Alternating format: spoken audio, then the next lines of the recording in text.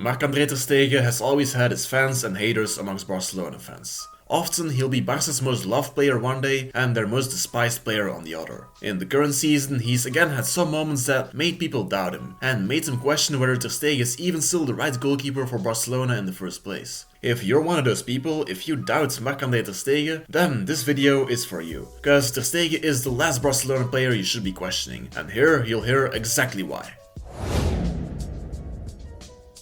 Barcelona have conceded 13 goals in La Liga up till now. 1 year ago, over the entirety of the campaign, they only conceded 18 goals in total. If you're Marc-André Ter Stegen, that's not really a stat to be proud of. But is he to blame for that sudden change? Well, maybe not.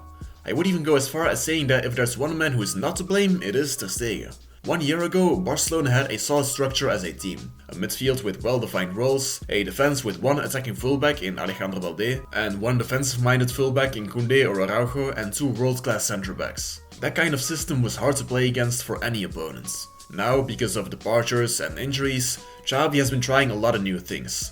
A double pivot in midfield, different players have been tested as a single pivot, João Cancelo as a right back, resulting in two attacking fullbacks. This combination of drastic changes has led Barcelona to lack a proper structure in some games. Consequently, if they're up against a well-oiled machine like Real Sociedad, it's a no-brainer that they will get overwhelmed and be the inferior team. The lack of structure has led Barcelona to become more vulnerable in defense, but how can you possibly blame Ter Stegen for that? If you look at some of the goals that Barcelona have conceded, some people might argue that Ter Stegen could have been less of a statue, but if we're being honest, most goals that were conceded were mainly to attribute to losing possession in a dangerous area of the pitch, players not properly marking their opponents while defending, the excessive space that Barcelona are giving their opponents because of their lack of structure, and the opponent's sheer individual class. That first goal of Bellingham in El Clasico, I feel like a lot of the skepticism Ter Stegen has been getting just originates in that single moment.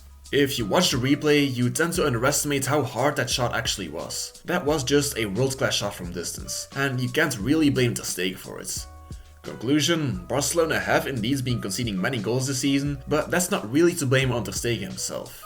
As a matter of fact, Ter Stegen hasn't been playing bad at all. He's been even more crucial for Barcelona now than 1 year ago. Last season he made 2.2 saves per game, while this season he's made 2.5 saves per game until now. That basically means that Ter Stegen is just as good as 1 year ago, Barcelona's defending has just become worse, resulting in Barcelona conceding more chances, and Ter Stegen having to make more saves. In every La Liga game he has made 1 or 2 saves to keep Barcelona in the game, and the same goes for Barcelona's Champions League games. Barcelona really just rely on Ter Stegen even more than 1 year ago, where he was already a decisive factor in Barcelona's La Liga victory. Ter Stegen has had to save Barcelona day in, day out, and he is the last thing that fans should be worrying about.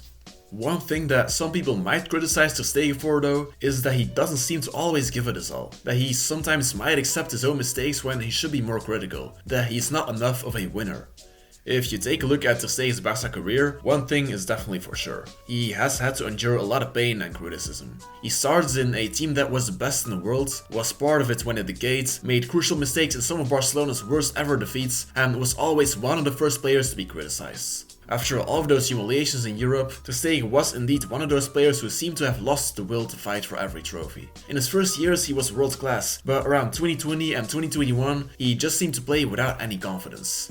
That version of Ter Stegen was indeed not enough of a winner anymore. Last year though, we saw Ter Stegen undergo a change. He became that same old world-class goalkeeper again. And this season, Barcelona might have been struggling, but Ter Stegen will be one of the first players to get everyone together and make this team united again. He is one of the captains for a reason. When Gundogan said that he was disappointed with the lack of frustration in the dressing room after El Clasico, we still don't know who he was talking about, but if you ask me, contrary to what a lot of people seem to think, it cannot have been Ter Stegen. The German goalkeeper is one of the pillars of this team, and Barca fans should be happy to be able to have a goalkeeper like him on their hands for the coming years. That was it for today's video. Make sure to leave a like and subscribe if you enjoyed it, and feel free to share your own opinion in the comments down below. Thanks for the support. Força Barça, Força Ter Stegen, and have a good day.